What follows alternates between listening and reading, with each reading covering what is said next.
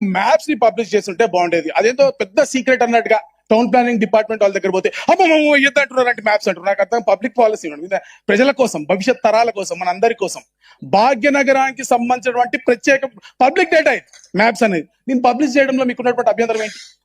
Maps publish చేయాలి. At the same time 300 wards చేశారు. 300 wards లో అసలు ఏ డివిజన్ యొక్క విస్తీర్ణం ఎంత, ఎన్ని స్క్వేర్ కిలోమీటర్లు, ఏ డివిజన్ లో ఎంతమంది ఓటర్లు ఉన్నారు, ఏ డివిజన్ లో ఎంత పాపులేషన్ ఉంది, దీన్ని బట్టి చూస్తేనే కదా నాకు రేషనలైజ్ అయ్యేది. ఫర్ ఎగ్జాంపుల్, గతంలో జిహెచ్ఎంసీలో ఉన్నటువంటి పాపులేషన్ కోటి 5 లక్షలు 4 లక్షలు చెప్పారు.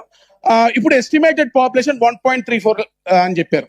Now hardly the difference is 29 lakhs approximately. 29 లక్షల మందికి 150 డివిజన్లు పెడితే 150 డివిజన్లే 29 లక్షల మందికి పెరిగినాయి అంటే ఎక్కడో ఏదో మిస్టేక్ చేస్తున్నాం మనం అర్థం అనమాట. మీరు చూస్తే మల్కాజ్గిరి అసెంబ్లీకి సంబంధించి మీరు మౌలాలి ప్రాంతం యాజ్ ఇట్ ఈస్ ఉంది, ఈస్ట్ ఆనంద్బాగ్ ప్రాంతం అలానే ఉంది. నా డివిజన్ ని మాత్రం నిట్టానిలోనే చీల్చేసారు మేడం. అఫ్ కోర్స్ నేను అంతా పనిచేసిన వేరే విషయం, కానీ చీల్చేసారు బేసికల్లీ. ఆ చేసిన తర్వాత ఒక దగ్గర దాదాపు 20,000 ఓట్లు కూడా రాని పరిస్థితి ఉంది బేసికల్లీ. కానీ నేను ఏమంటున్నా అంటే నేచురల్ బౌండరీస్ కూడా మెన్షన్ చేయలే. ఇంతకు ముందు కూడా చేసినప్పుడు సేమ్ డివిజన్స్ ఎక్కడో గ్రేవ్ యార్డ్, రైల్వే ట్రాక్ కలపడం కన్నా నాలా బౌండరీస్ అని మీరే చెప్పారు. నేచురల్ బౌండరీస్ ఆ నాలా బౌండరీగా తీసుకోలే, లేదా సఫిల్గూడ ట్రాక్ కి సంబంధించి నేచురల్ రోడ్స్ ఏవైతే ఉన్నాయో వాటిని బౌండరీస్ గా తీసుకోలే. So what is the criteria for delimitation?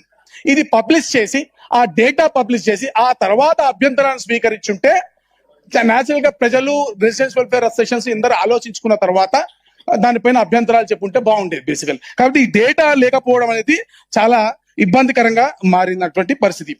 ముఖ్యంగా మేడం ఈ సిజిజి రిపోర్ట్ అన్నారు, మీరు సిజిజి బేస్ చేసుకొని చేశారు. Where is the report? ఇప్పుడు ఈ రోజు మనం ఇంత పెద్ద చర్చ జరుపుతున్నాము, ఆ రిపోర్ట్ మరి హౌస్ లో ప్రతి ఒక్కరి దగ్గర పెట్టి, ఇదిగో మేము చేసిన స్టడీ ఇది, దీంట్లో ఆ ఫైండింగ్స్ ఇవి, ఇదిగో దీన్ని బేస్ చేసుకొని మనం చేశామని అసలు ఈ రోజు ఆ సభలో ప్రతి ఒక్కరికి ఆ డేటా అందించాల్సింది కదా, మనం అది కూడా అందించలేకపోయాం. కాబట్టి ఆ డేటాను కూడా కనీసము సభ ముగిసే లోపలైన అవకాశం ఉంటే ఇప్పిస్తే బాగుంటది. ఫర్దర్ గా